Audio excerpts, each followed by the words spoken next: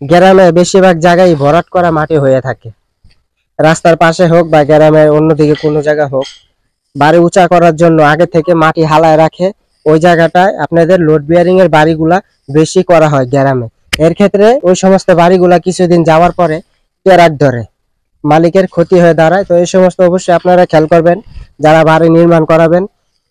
Engineering তথ্য অনুযায়ী মাটি চেক করায় তারপরে আপনারা ঠিক আছে ডিজাইন করে বিল্ডিংটা নির্মাণ করার চেষ্টা করবেন।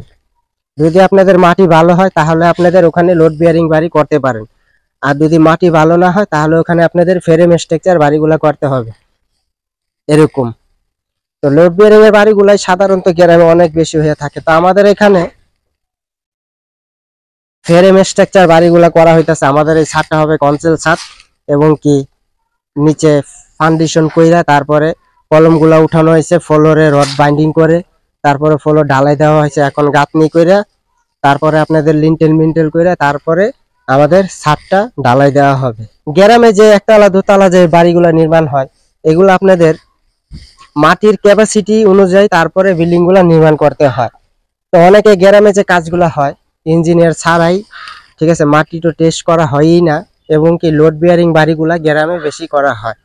তো এর ফলে কি হয়, লোড বিয়ারিং এর বাড়িগুলা কাজ করালে আপনাদের যে কোনো একদিকে ঘষে পড়বে। কারণ দেখা গেছে আপনি এক জায়গায় বাড়ি করবেন, সাথে যদি রাস্তা থাকে বা পাশে যদি পুষ্কুনি থাকে, বা আপনার জায়গা যেখানে আপনি বাড়িটা করবেন এই জায়গা যদি আপনার ভিজা থাকে, তাহলে এখানে আপনাদের ফ্রেম স্ট্রাকচার বাড়িগুলা করতে হবে।